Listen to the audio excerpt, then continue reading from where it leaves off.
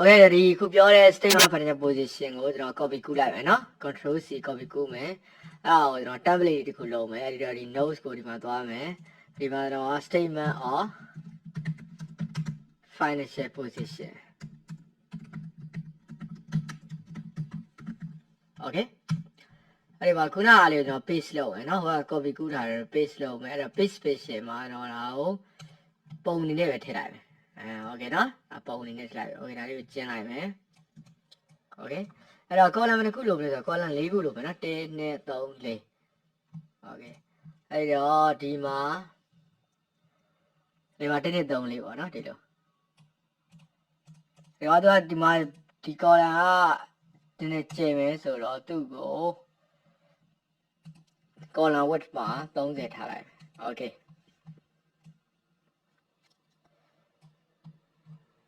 ဒီ column က note ထားမယ်ဆိုရရတယ်ဒါက number တွေထဲမှာဆိုတော့ဒီမှာ number သွားထားမယ်ဒါတွေဖြုတ်ထားမယ် okay ပြီးတော့သူတို့ကို column width မှာ15လောက်တော့ထားလိုက်မယ် okay နော်အဲ့တော့ဒီနားမှာတော့ business ရဲ့နာမည်လေးရေးအောင်ပေါ့ month and center နဲ့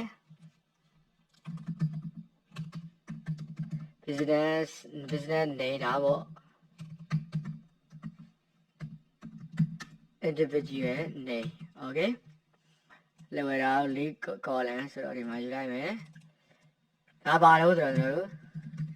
statement of financial position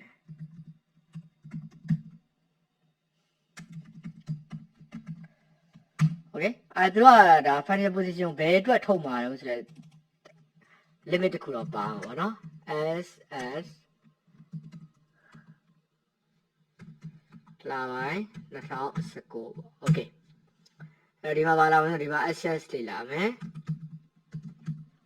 အဲ့ဒီမှာ note လာမယ်ဒီမှာ dollar sign တင်ကြတာလာမယ် okay access မှာကျွန်တော်တို့ကနှစ်ချမ်းထပ်ခွဲမယ် non current access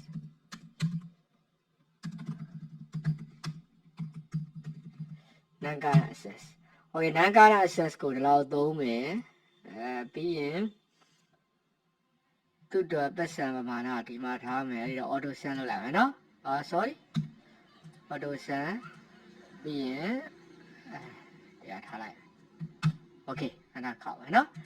non current access ပြီးရင်ဒါ current access ပေါ့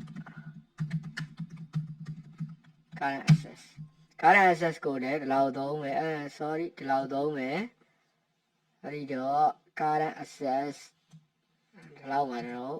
auto send ထားလိုက်မယ် okay တတ်မှတ်ပေးမှာဒီနေ့ okay အဲ့ကျွန်တော်တို့က current access နဲ့ non current access ကိုပေါင်းပြီးတော့ကျွန်တော်ဗာပြောရမှာဆိုတော့ total access လို့ပြောရမှာဒီမှာကြည့်လေအဲ့တော့ total access လို့ပြောမှာအဲ့တော့ဒီမှာတော့ total access ပေါ့နော် total access okay total access ကိုဒီဘက် column မှာရေးလိုက်မယ်ရေးပြီးတော့ तू ကဗာနဲ့ပေါင်းဆိုဒီရလာတယ် non current access က value နဲ့ current access က value ကိုပေါင်းထားလိုက် okay ဟုတ်နော်ပြီးတော့ဒီတန်ဖိုးကကျွန်တော်တို့ double ရှိတာမယ်နောက်ပြီးတော့ top border ရှိရမယ် okay နော်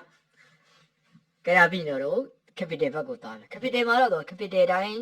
တန်းသုံးလို့မရဘူးသူ့ကို capital calculation တခုတွက်ရလိမ့်မယ်ပေါ့နော်အဲ့ဒါကျွန်တော်နောက်ထပ် project နဲ့မှာသင်ပြပေးမယ် okay နော်